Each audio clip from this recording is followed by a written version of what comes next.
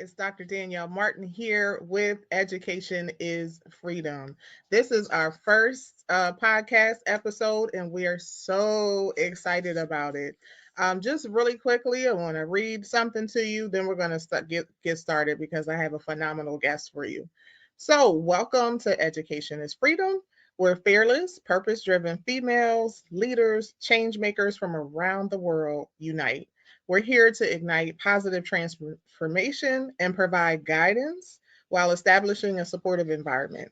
So get ready to tap into a global sisterhood of visionary trailblazers and collectively master the skills of purpose driven business.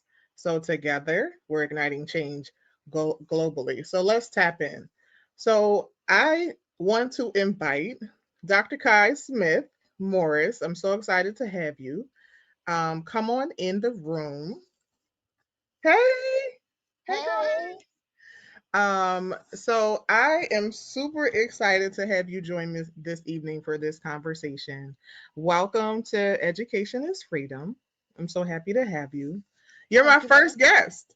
I cannot believe I'm your first guest. Now you saved that as a surprise for the day of, because if you would have told me before, I'd have said no, choose somebody else. But This no, is too much pressure. but you weren't gonna tell me no. So welcome to the Ah, show. You can't tell me no. So you're my first guest. All right. I wanted to have you number one for a couple of reasons I wanted to have you. But I wanted to have you because number one, you're everything. Okay. And the people thank on this show will find out that this evening. But I also wanted to have you number two because of timing. Um, you have an extensive background in education, and election season is upon us, you. Okay. right? So, not only am I personally dedicated to making sure that our audience and students and families are academically prepared, I'm a firm believer in just being civically educated. I want Right. people to be civic minded and civically educated and mindful about what is happening in our communities politically. So this is why I wanted to have you on to just have a conversation about a couple things. So I do have some questions for you. Okay. But the first question I have is I did mention that you have an extensive background in education, but can you kind of walk us through how you got to where you are now? Right. Well, I don't know if my background is extensive in education, but I do have a background in education.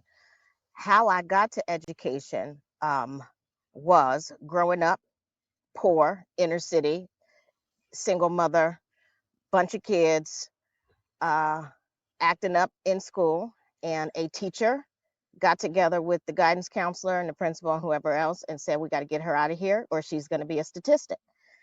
And so get her out of here meant sent me to college early and not expelled, right? So I got to finish my junior and senior year, whereas most people just do their senior year in the early admission program. Don't know what strings they pulled, don't know what boxes they checked, don't know what lies they told to get the funding. I don't know, but um, it just was a blessing for me because I would have never been able to go to college. So I got some early exposure. I finished my 11th and 12th grade year of high school in college, got a degree. And at that point, I thought I was done. That's it. Education for me. I got an associate's degree. I'm good. It took me a couple years to decide I wanted to go further. And so I transferred my associate's degree credits to a bachelor's degree program, did an accelerated program to get my bachelor's in 18 months. At that point, I was grown and living on my own, had an apartment, bills, car payment, you name it, but no kids. So I was still, just living my life. And a little while later, I was like, okay, I need to go further. And I got a master's degree. Uh, Fast forward years after that, I have been married for a long time, got two kids, and I decided that I was going to get a doctorate because I had been working in education. It just kind Mhm. of came and found me. I did not go looking for a career in education. Right. I was a money person, so I had been counting money for other companies while I was finishing degrees. And the career in education just came and found me. Again, a Black woman. I'm going to shout her out. She does not know that her influence was what it was for me. Mm, So she came and found me and was like, "Your program is doing so well, and would you come over here to a competing organization?" And I was like, "Yep, I sure will," because in the competing organization, the student body looks more like me, and the mm, students from backgrounds more closely to where I came from. I didn't mhm, grow up with a silver spoon in my mouth, so me working in a private, um, really exclusive institution, that it was a good foundation for me, but it wasn't where my calling was. So in the other organization where the students were first generation students of color, people who had trauma in their background and looking for a place to belong and a role model who will embrace them and not judge them and invest in them as total human beings and not just in what grade you get on this test, that was where I was mhm. supposed to be. So it was intended to be a short term gig, and I stayed there for almost 9 years, I think, Wow. before I burned Wow. out. Yeah. And Yeah. I've known you for a really long time, and I did not know, your path to where you are now. Yeah. I've said before on a couple of podcasts that I've done before, please excuse the camera moving around because I'm just shifting my lap. Um, I have never chosen a career in my life. And I have worked in some pretty phenomenal jobs that have all come and found me. Mhm, And mhm, what I have learned is to say yes. When something mhm, comes and gets you, you're supposed to do that thing. So I've mhm, just learned to say yes. When education came and got me, I knew that all of the past hardship that I had, I understood that you suffer so that somebody else can succeed. And I got it then. mhm. So I decided to commit to education and to grow in education and to further my education and to attempt to love every minute of every day in education. And I can say that every minute of every day with my students, I absolutely love. The Yeah. bureaucracy in the background, not so much, but Right. you know that, right? Right. Right. Um, Right. so, leading into the conversation of politics, politics is everywhere. There are politics in the job that everybody works in now. There's politics in their communities, in your homeowners association, in your kids' athletic events, and Mhm, so mhm. there's politics everywhere. So let me pause right there though. Okay, First of all, because you just dropped like a whole bunch of gems did I? like a couple, yeah, what, like a Okay. couple minutes ago. One of the things I heard you say, and what I'm a firm believer of, is that what you go through is not about you, right? It's about somebody else. So you have somebody else's blessing attached to you, Mm-hmm. and you have somebody else's blessing attached to you. They're your students, me, other people who know you and have come across you have been blessed because you decided to walk in your calling and your purpose. And like that's major. That's major. So I wanted to stop there, but right to where you're going, um, with this conversation too, I want to kind of bridge the gap, the knowledge gap, if you will, between education and politics. And I don't think people realize how closely the two intertwine or how they are married. So Mm-hmm. can we even talk about that and what that looks like and why it matters to be engaged civically? Mm-hmm. Well, I want to separate the term politics from civics because Okay. I want people to understand that it's two very different things. Contextually, sometimes the words that we use get intertwined. But when I say politics, I am just saying systems that exist in order to give groups of people access to resources. Mm, That's politics, and that's mm, everywhere. Mhm. Civics, though, is your personal interest and investment in the place that you live and the Mhm. systems that keep the place that you live running happily and peacefully or not, Mhm. right? Yeah. Um, so, yeah, when we hear politics, though, as private citizens, what we hear is partisan wrangling, right? We hear the divide between Democrats and Republicans and shade and greed, and we hear all of the negativity, and we don't necessarily understand that politics is so much deeper than the tribalism that has been featured and portrayed and what it has become over, the course of generations. It's not like this is something new right now, with everybody being so, my team versus your team divided, Right. but it's heightened right now because we are hesitant to criticize our team. Mhm.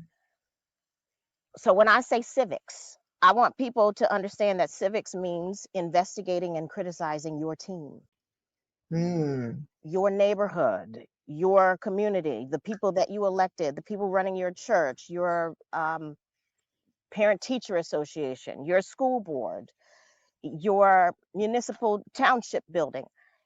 Civics is being interested enough to investigate and criticize, and then not just investigate and criticize, but offer a solution, an alternative to your team. Mhm. Mhm. Just blindly going along with what your team says, this is what we're doing. I don't consider that being civically engaged. Right. And we see a lot of that right now. Right, Right. right. And Right. that's because people are avoiding all of the nastiness that you see. It's the hardest thing to do to convince people who are completely well qualified to serve on a school board, for instance. People who serve on school boards are not responsible for developing curriculum. That's not your expertise. Your Mhm. expertise is in reviewing contracts and organizing calendars so that it works to fit multiple demographics of people's convenience, recognizes everybody's holidays, right? Gives teachers days off, gives them time to do their own personal professional development, and gives the students days off. Your school board is going to do those things. They're going to look at contracts, they're going to look at calendars, they're going to interview vendors, um, and they are ultimately going to be the board of directors that will Mhm. supervise the superintendent, because not one person should be ultra powerful that they don't have anyone to answer to, right? Right. Right. It's a checks and balances thing. It's not you're developing curriculum. Mhm. Convincing well qualified people to run for school board is the most difficult thing that we have had to do Mhm. because of all the nastiness that you Right. see featured in the news and on Facebook and Twitter Mhm. and Instagram. So Mhm. just want people to be aware that the nasty does exist. I Right. acknowledge it. I have Mhm. experienced it. Mhm. Um, there are times when, no, I don't want to say that. I don't want to say there are times when it's the only choice, because it's not. Mhm. It's not the only choice, but it's times when it's the strategic choice. When you have a particularly bad candidate who's in it for the wrong reasons and just in it to grab power for themselves, then you'll see a lot of negativity, right? Mhm. But other than that, the negativity is the exception and it's not the rule. Mhm. Most school Mhm. boards exist peacefully and quietly outside of the news. The ones who make it to the news, they need something to be exposed. So Right. let's just go ahead and Yeah. shine a light, and now we can hop in and fix it. So one of the things that we do here at with the She Is Still Dope podcast network is empower women and encourage women and inspire them. And so what is it that we have to do to encourage and empower women to run for office? How can we Um, get that to happen? um, I'm going to say take it in bite-sized steps, because most people don't have any idea what it means to run for office. Hmm. So get involved in somebody else's campaign. volunteer, to, write postcards or go out and knock doors. Um, just show up at somebody's campaign fundraiser so you can understand what a campaign actually is, because it's way more than just a slogan and, you know, some pretty materials that get circulated around. Right. It's a lot of hard work. So I would say take it in bite-sized pieces, understand what a campaign is by seeing it in person. Mm-hmm. Seeing it up close is very different than reading about it, because what you read is always going to be the things that go wrong.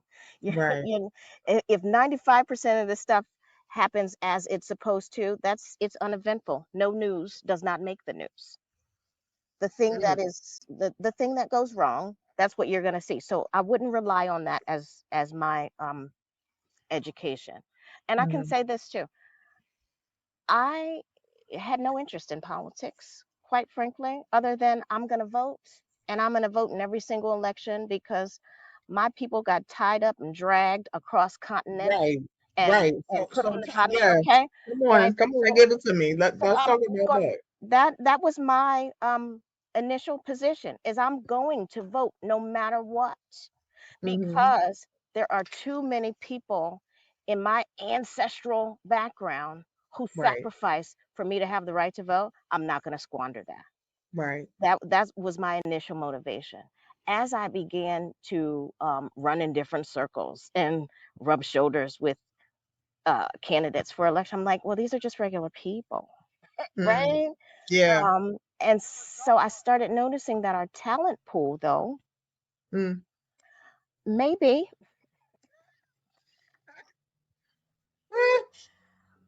maybe we could do better with our talent pool, and then that would get more people excited about voting. Because right now we're like, oh, well, I'm voting for bad or worse. Those are my two options. I'm not voting for Yeah. who's better or best, right? I'm Right. voting. Right. Right. Right. Right. So maybe if we improve our talent pool, and you do that by quantity first. I hate to say that, but get Mm. more people into the pool first. Mm-hmm. And from that, the quality will rise to the top. That's Mm. my opinion. Okay. Um, so right now, my job is to educate people so that they can run for office. That is, well, I was going to say 100% of what I do, but let's say 99% of what I do is to Okay. educate people so that they know what the office is that they are running for, Mm-hmm. Mm-hmm. what the actual rights and privileges are of the office, and what the responsibilities are of the Yes. office. Um, and then decide, is this a good fit for you? There are some people who just like the campaign.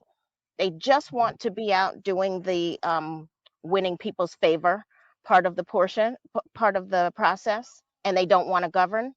Mm-hmm. And I don't turn those people away, because we need them to run other people's campaigns. Yeah. Do you get it? Yeah. But you Yeah. probably are not the right person to govern, but you love the behind the scenes, the circus, the chaos.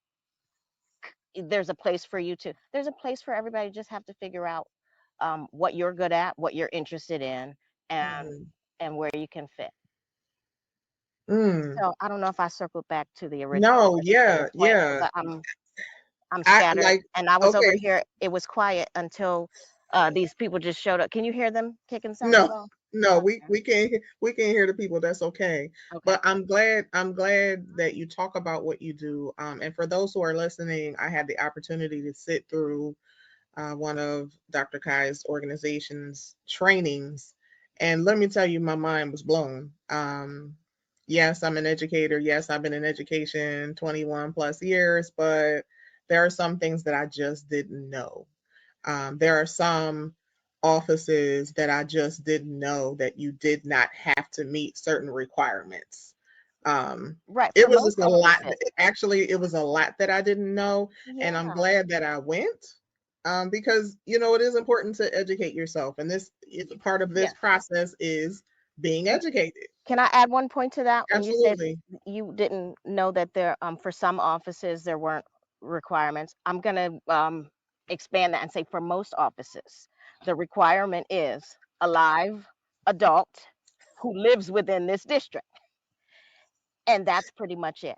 There So is in no. terms, and let me tell you why I was surprised, because and Okay. you would know this, but coming from an educational background, being a teacher and having to have so many things, right? Having to Right. be certified, having to be, masters at this level, having to have all the things and get to a training and it's like, okay, wait a minute. You don't have to have a degree or some sort of background and such to do this. No. That blew Alive that blew me adult, away. a live adult that lives here. Draw the So, lines where you're running for the office. Do you live within those lines? You pretty much qualify. Now there are some obviously disqualifying criteria, but to qualify, no, it doesn't take a whole lot for most and I of. don't mean to put you on the spot. Can you give an example of just of a maybe two positions, That one that doesn't have to have all the requirements, and then one that does. well, yeah, and I'm going to give you the flip side of two very similar interconnected positions. To be a magisterial district judge, which is in Pennsylvania what we call a minor court justice, right? You don't need to be a lawyer. But in order to be a county judge uh, or above, county or higher, you do need to be a lawyer. You do need to have went to law school and actually graduated and passed the bar. But for the entry level, the minor courts, you don't need to be a lawyer. You need to be an alive adult that lives here. And I'm sorry, an alive adult that lives here is taking me out. But like, when you think about that in terms of, having other positions in other areas, again, going back to education, we have to have all of the things. So in our brains, we are like, how, Sway? How was that even possible? Right, but I think it's part of the lie that's been perpetuated for so long to keep us out, Mm. to keep us Ooh, out. It's okay. Come on. convince you that you're not qualified, so then you will make no attempt. And when you make no attempt, then you're just stuck with whoever is offered to you on on the platter, if you will. Tell the And people. Tell the and people in the back. yeah, and what's offered to you on a platter, sometimes it is, premium Chilean sea bass, and sometimes it's canned sardines. Y- Yeah. Yeah, but oh Lord, listen, I just had one of them little spotted lanternflies walking up my leg. Well, he walked up the wrong leg. Sorry. He found out today. Now I know your production said they're not gonna edit, but I'm gonna need them to edit that out. Listen, give the realness to the people. The people out here, they know about spinner lantern flies, and they kill them too. It's all I, right. I did not fool with the spotted lanternfly. Okay. Oh my gosh. Okay. Yeah, so I So do think it's part of the lie that's been perpetuated that there is this exclusive electoral class of people and you don't belong in it. that is so It, good. it's That just that simple. And we need to combat that lie. There has been an exclusive electoral class, but we're going to change that because we all have the opportunity to belong in it as and long as you're an alive adult. how do you break that? Being as though we are a class of people who have been conditioned for Yeah, years to believe that. yeah. How do you even I don't know. I'm still trying to figure it out. If I but you had have to an start answer. somewhere and And you so what I'm doing by starting somewhere is inviting people and asking them to bring a plus one, and we'll serve you food and give you swag. And yes, which by the way we yeah, love, okay, honey, we love a meal and some swag because okay, honey, I loved mine. okay, and I serve good food. Yes, You will not show up and listen. get Yo, she has sushi because I like to eat. Okay, let's be real for the people. I yeah, am a foodie. I like to eat. You all, she gave us sushi. We had snacks. We had all the things. We were We had. catered to the entire day, but the wealth of knowledge that we gained going through this training, and even not for anything, to expand our network Mhm. also, right? Because we got to meet people. We had the chance to speak with an elected official Mhm. in one of our local townships as well. All of that is priceless. So I think part of what I hear you saying too, when you say you have to be an adult and breathing and living in the area, what I also hear in that is willingness. Yeah. Yeah. That's it. Be willing. Be willing to be uncomfortable and show up in Mm, a space where you may be the only. Be willing to do that. Be willing to yeah. show up in a space where you are challenging your preconceived. I believe all people involved in politics are dirty and liars. Show up in a space and challenge yourself. Prove yourself wrong on that because we're not all dirty and liars, right? Mm, Again, no news doesn't make the news. right. When the thing is working the way it's supposed to do, you won't hear about it. You Hmm. only hear Hmm. about things when they go wrong.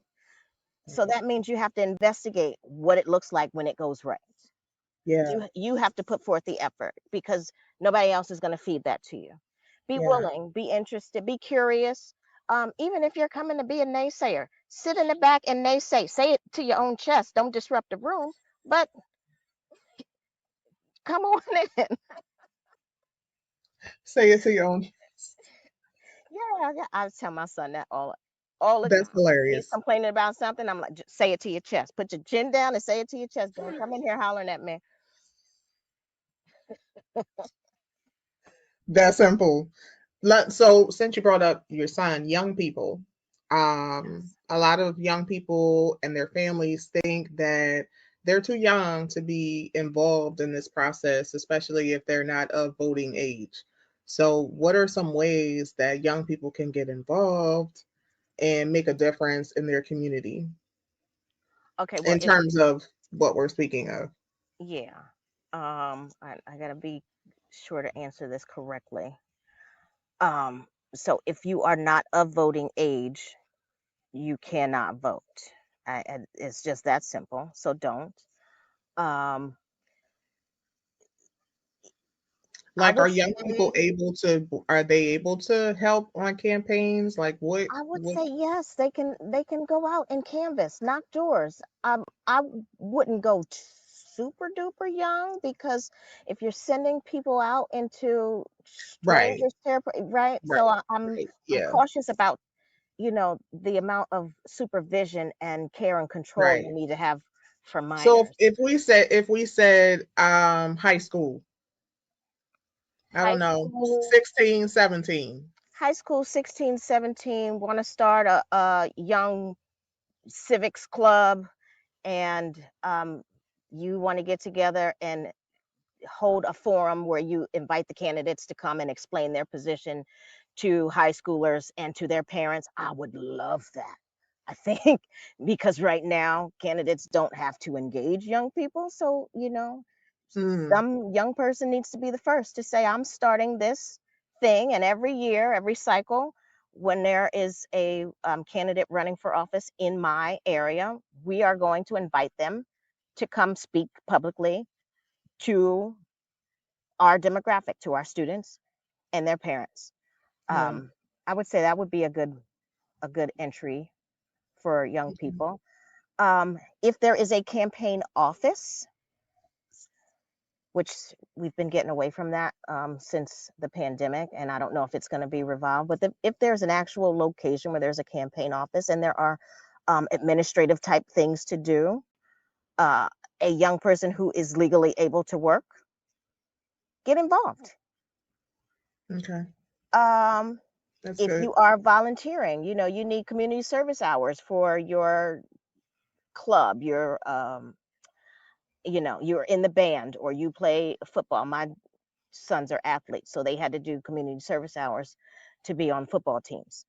Um, I would say volunteer in Mm, the campaign office. I still would be really cautious though about sending young people, minors, yeah. out into the field because Hmm. You know, Hmm. you only have so much care and control of them if they're out and away from you. So Right, I'd be right, cautious right. about that. And I'm glad you bring that up. I'm glad you said that. I mean, it's an unfortunate thing, but it is something that needs to be said, and we need to talk about that. So Hmm. I'm glad you bring that up. Um, one last thing before we, I hate to close the conversation, but my goodness, Yeah, I did mean, I you got answer any of your questions though? I feel like I just been off on a oh, tangent. absolutely. This has been an amazing conversation. Okay. Did we But talk one about last thing, education and how it intersects with politics? do you See? want to, so here's, okay, let me go back to that. Here's Okay. why I bring that up, because I don't feel like there are a lot of people, maybe now, but for a while, I did not feel like there were a lot of people who really understood how they're married. Like these people, the elected officials, are ones voting on whether, if you're in college, whether or not to raise or lower your tuition. Mm-hmm. Um, Come on. you know, they, so as an example, in the state of Pennsylvania, the House Republicans voted to raise tuition for the four state related universities, which is Pitt, University of Pitt, Temple University, Cheney, and Penn State. I'm sorry, not Cheney, Lincoln, Lincoln University, and Penn State. If you are a student that goes to one of those schools, or families who are paying for students to go to one of those universities, you need to know that, Mm-hmm. because that impacts you. And Mm-hmm. so I need young people and their families to understand why it's critical to pay attention to both sides, education and the government. Hmm. That's why I say that. Yeah, How do you feel about that? I feel the same way you feel about them. Um, there was no necessity to vote to raise their tuition. There was no necessity to refuse to vote to provide adequate funding so that they wouldn't raise the tuition, right? So there's always two ways to come at something. You can either vote for it or choose not to vote against it. And so, however you hear the politicians who are responsible for that slice it up, there was no necessity for it. So, you know, my opinion is this: if we don't like what the people we put in power are doing, take them out of power. I don't mean take them out of vote them out. Take them out of office, you all, not Take them out of anything office. else. Yes, yeah. You voted them in, vote them out. Vote them out. Vote them out. And Yeah. one of the things that I do like to remind elected officials about, because here's the other thing, and really quickly before we go, let's talk about what it looks like to advocate. And so one of the things that I do, I'm actively involved in different organizations who go to the state capitol or maybe even the nation's capital to advocate for something specific, whether that is education, whether that is, I don't know, diversifying the teacher pipeline, whatever the cause may be. I think it's important for the elected official to know that I'm out here and I care Hmm. about what you're doing. I Hmm. care about what you said on your campaign, and I still care about it when you get in the office. And Hmm. now I'm gonna hold you accountable since you're sitting here. Okay. Hmm. um, that's part of what advocacy looks like, but how else would you describe that? Um, periodically, you'll hear a call for call this number and tell your elected official to vote no for this thing or vote yes to this thing. And many of us disregard that because we're busy and somebody else is going to call and tell them to vote no. No, Yeah. take the time to flood their phones, right? Because they promised you something they need to deliver on. So flood the phones. If you get a call, I'm saying a call, but if you get an appeal to write a letter to your um, congressperson and the letter has been pre-populated, right? Here's all the text. We just need you to cut, copy, and paste it into an email and send it. And we're like, oh no, I'm not going to do that because I don't want anybody looking at me, or somebody else is going to do. Take the time to actually do it, Yeah. because our strength is in numbers. One voice is not enough. Right. Right. Right. And the bottom line is your voice and your vote matters. Hmm. This the bottom line. Bottom line. So one of the things that we need to do is continue to educate ourselves about the process, about everything that's going on. If you're having a hard time, maybe find, who can we find? How can we find you? How can we find your organization, for folks who want to know more about the different trainings you offer? Or Yes. Well, I got to be careful when I answer this too, because okay, much of the work that we do is in the shadow, okay, right? I like So that shadow work. it it's necessary, because some people don't want exposure, and it might take years to convince the right candidate to get on the ballot. Years. Mhm. So once they're finally running, then they'll, in their victory speech, want to give thanks to the organization that I work Yeah. for, and say, right. So how can you find us? We have a limited public profile, and that is intentional. Okay. But we'll find you. Okay. I like Okay. it. I like it. And oh, by the way, everyone who is listening, yes, she will find you. Yeah. I say that, as somebody who knows. Uh-huh. Yes, Okay. I will. Okay. If we want you, we'll find you. Definitely. That part. So, Dr. Kai, thank you so much for spending time with me this evening and just having this conversation. This conversation was amazing. I wish we could stay on longer, but you know what that means? That just means you have to come back. I will absolutely come back. It'll be when I'm able to sit in my house though, and really sit down and give Well, you my listen, full the attention. sun looks incredible on your melanin. Well, So, I and I'm hope so. I can't wait to see it when this plays back, but I can't see nothing right now. It's just glare. It's just well, nothing. well, But these you glasses look are amazing. everything, aren't they? Do you see these Yes, come on, glasses? Okay. glasses. Come on, glasses. Yes, it looks amazing, and so that just means you have to come back. I will come back And so anytime. I thank you so much for your time, Thank and you. we will see you later. To everyone who is out here listening, watching, thank you so much for joining us on the Education is Freedom show today. We hope that you feel empowered, inspired by our conversation. Remember, we are united by faith, hope, and love, and together we are stronger. So, for more resources and support on your journey, download the She Is Still Dope app and join our global sisterhood. Don't forget to follow us and subscribe to us on YouTube, Spotify, iTunes, all the things. And keep a lookout for Education is Freedom podcast. Can't wait to see you. We'll see you next time.